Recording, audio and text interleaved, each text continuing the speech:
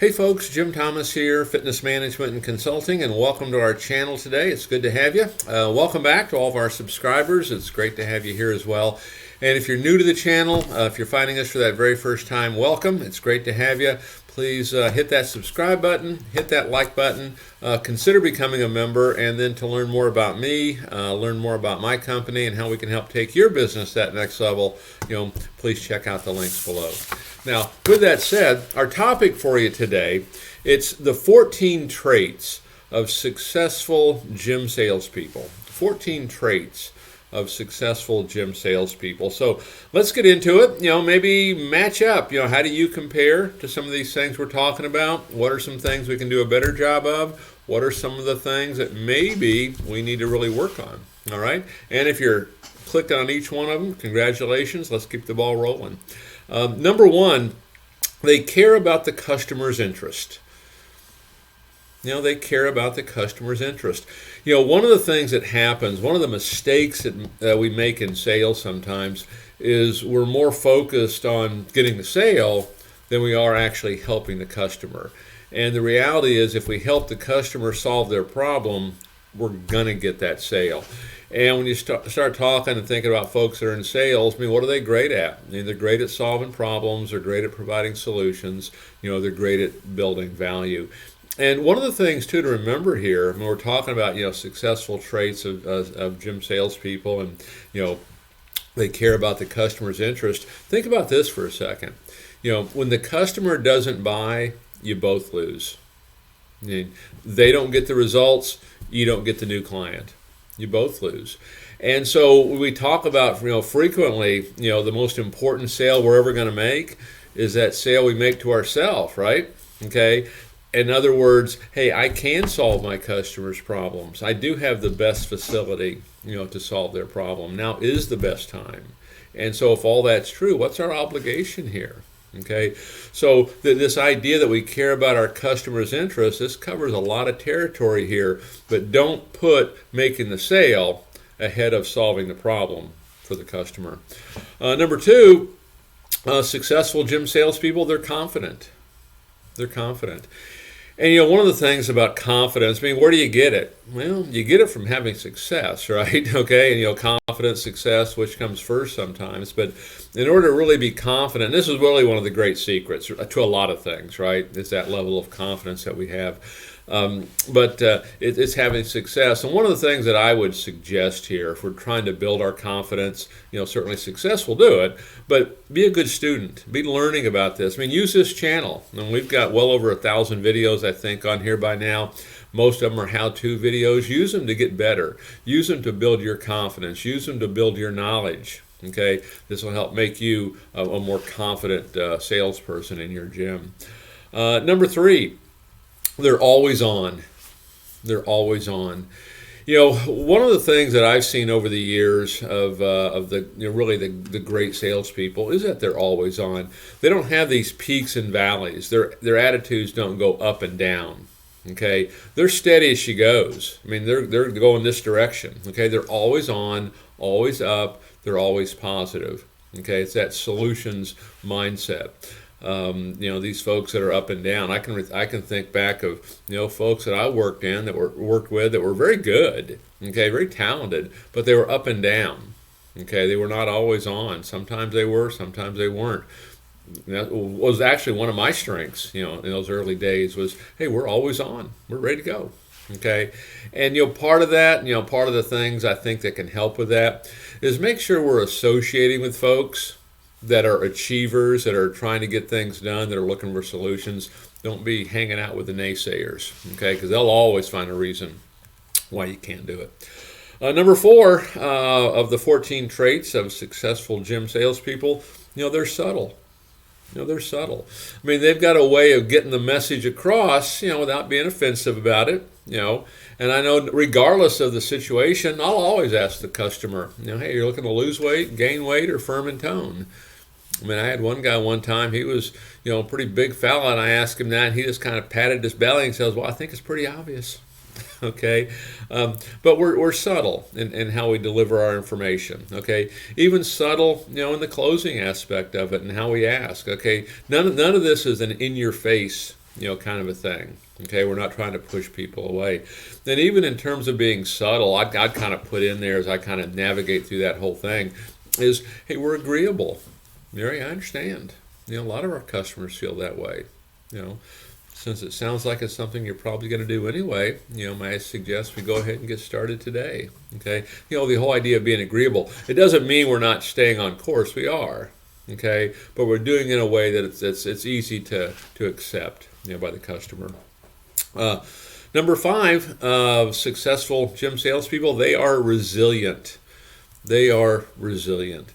I mean, you're gonna get all kinds of roadblocks, all kinds of setbacks are gonna come your way. You're gonna have weather. You're gonna have personnel issues. You're gonna have clients that say yes, but they really mean no. I mean, you have all kinds of things, and depending on what your level is with the company, the more you go up in the company, the more you're gonna get. Okay, I mean, I remember, of course, as a salesperson, I thought that was one of the best jobs ever because I didn't have to worry about anything but me, and I knew I was steady as she goes. So that was a sweet deal. When I became manager, now all the idiosyncrasies of all the staff, came into play. I remember one time, we had a big ice storm or snowstorm, and the roof caved in, and we had all that going on. And so you're resilient. You keep going. You keep going. Because what you don't want to do, don't make your success optional. Have the will to make it happen. We're going to make this happen. We're resilient. Okay. Number 6, they're extroverted.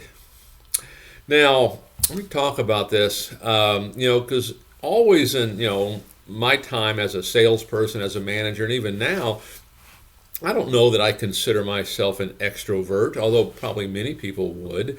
I'm more of an extroverted introvert, okay? Away from, the bright lights of the customer or the bright lights of the gym or managing or, being in front of a group, more introverted. But when you're in that environment, now extroverted, okay? And the reason I explain it like that is I talk to a lot of folks, well, I'm really not an extrovert. I'm really just an introvert. I'm not so sure I'm not the same way. But when you put me in that situation, now that changes, okay? So we want to be extroverted. Doesn't mean you can't be an introvert. Sounds kind of interesting to say it like that, but I really think that's true for a lot of folks. Number 7, they're good listeners. They're good listeners. One of the secrets to this is, when you're on the phone, I'm going to use a kind of the selling situation. When you're on the phone with somebody, when you're, touring them, taking them through, you're showing them membership rates. You want to have tunnel vision here. This is like it's the only person on the planet. It's the only person here listening to these folks. Listen to what they say. And one of the ways to look at this, one of the mistakes that's made sometimes on this is instead of listening, we're just kind of pausing and waiting for our turn to talk. Make sure we're taking in what this customer says. Even feed it back to them if you have to. Okay, but they're good listeners. Number 8 of the successful gym salespeople, the traits. Number 8, they're multitaskers. And there's a million things we do. We're doing all kinds of things all the time. Okay, now here's what I want to talk about here on the multitasking though. It's good to have. You want to be able to do it, no doubt about it. Here's when you don't do it. You're on a phone inquiry with somebody, and you're texting. You're checking your messages. You're looking up social media. Don't do that when you're on a phone inquiry. This is tunnel vision. You're with a customer. Don't be trying to do other things when you're with that customer. Okay? Multitasking, can take place and should take place. It's kind of how we do things. It's probably we do it now more than ever. Just make sure you don't do it when you're with a customer. That's the key thing. Okay. Number 9, traits of successful gym salespeople. They provide insight. They provide insight. And, a lot of times, really being able to provide insight, it comes from experience. And sometimes we have more experience than we think. Okay, well, I've never talked to anyone, that's been in that situation or has done this or has done that or selling so new to me. If you really sit and think about it, you've probably done a lot of these things and can probably provide a lot of insight. One of my favorite stories on that's a few years back, we did a meeting. We had a situation where the manager was out and the salespeople were sick, and we had personal trainers in front desk. We had to do a closeout. And we simply had a meeting, with trainers and front desk folks who really weren't salespeople, really didn't do closeouts, but we had that meeting anyway. And we had them talk about other companies you've been with, could be in the fitness industry or not, that did a closeout. How did it work? Give us your thoughts on it. Give us your insight. And they did.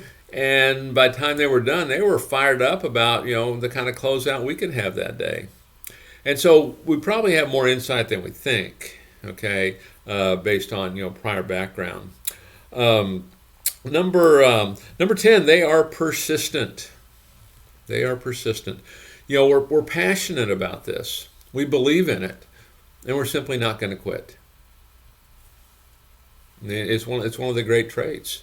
Okay, they're persistent. They're going to stay at it, and part of the reason they stay at it, at least with the customer, I think it's a sense of obligation. I mean, if I know I can help you, if I know I've got the best place to do it, if I know now's the right time, what exactly is the obligation here? Do I just lay down when you give an excuse as to why you can't do it? I think there's a right way and wrong way to do that, but we want to stay persistent. On behalf of the company, I mean, I can think of situations where I wasn't happy with my sales performance in a particular day, and I just decided not to leave. And lo and behold, a customer comes in, and I follow the system the same way, and I get him signed up. I can think of sales contests where the club had closed, and I'm making phone calls long after that, trying to get that one more person. Okay, we stay after it. We're passionate. We really believe in this. We're sold on it. Number 11, traits of successful gym salespeople: they're honest. They're honest. Essentially, they do what they say they're going to do. They don't make false claims. They do what they say they're going to do, period. Okay? If you say you're going to call someone back tomorrow, call them back tomorrow. If you're going to say you're going to call them back in 5 minutes, and I know that doesn't really fall into the category of what you think honest and dishonest, but when we say something, we want people to know they can count on us. That's the big thing. Can people count on you, to do this? And not just the customer, can your team count on you, your manager count on you, the ownership, can they count on you? Okay. Number 12, they're focused. They are focused. Okay. We know what we're here for. And I'll give you this example. This is a definition I use a lot just to emphasize the point. It's a little over the top. Is the Jim Thomas definition of focus. You're a salesperson. Club's on fire. Okay, I hope that doesn't happen, by the way. Club's on fire. Fire department comes out. Fireman goes to the ladder goes to the top. The fireman's up there, got the ladder. He's spraying down the club, putting out the fire. What do I want you to do? Go to the top of the ladder and see if he's interested in becoming a member. That's why you're there. Somebody else is going to take care of all this other. Our job is to sell, if that's what your role is. Okay, but then again, that's an over-the-top example, but the point being, let's stay focused on why we're here. It's so easy to get off course. It's so easy to get off course, and too often it's because we'll make the excuse or we don't want to be accountable, but stay focused right there. Number 13 of the 14 traits of successful gym salespeople, they're optimistic and upbeat. Man, that's who people want to be around. They want to be around people that are optimistic and upbeat. We are in the solutions business. Every day there's opportunities. And we can either look at things as a problem or we can look at it as an opportunity. Okay? And we can choose to be upbeat. And again, so much of this, it's who we choose to associate with. We want to associate with those kind of folks. We don't want to be associating with the naysayers. But look at the great ones. They're optimistic and upbeat. Okay? It's one of the secrets. And then number 14 of the 14 traits of successful gym salespeople, they have a broad view of things. They have a broad view of things. And so the way I look at that, okay, when I look at all of this, success in running a gym, owning a gym, managing a gym, selling in a gym, it's not just a narrow path. It's a very wide path we go down. There's certain fundamentals. I mean, there's positives and negatives. There's opportunities or problems, and those are kind of the barriers. But there's a lot of things in the middle. It's not a narrow way to do it. It can be a broad way to do it. Okay. I mean, I remember I had a gentleman. He was talking about me one time, and describing me. And he had ended up actually working at 3 different facilities that I was a part of. Okay, the first one had a lot of losses. They were losing lots of money. Beautiful facility, losing money. A lot of hands in it. Okay, a lot of ownership, and we had to kind of clean that up. And then he had another club he worked at, a little more heavy-handed. Club wasn't as nice. Made money. A little different circumstance. And then he owned his own. And all 3 were different. And I remember he made the comment to me one time. He goes, "Jim, I've seen you work at 3 different kinds of facilities with 3 significantly different problems, and you adapted every time. You had your view, fundamentally you stayed the same, but how you approached it changed based on those circumstances." And that really is one of the secrets of how we do this. We kind of have to adapt a little bit. We're not going to, cram that square peg into that round hole, so to speak. So 14 traits of successful gym salespeople. So, hey, if you're out there hiring, you don't know who to hire, what should you look for? Look at this. These are some great things you can look at that can help you determine if you've got the right person or not. Are you that salesperson? How do you do at each one of these? Okay, are there some things in here that you see that you can potentially work on? Or if you're a sales manager, you're running a facility, you're running a business, what are some things that we can improve on? Use this list, to get better in your business.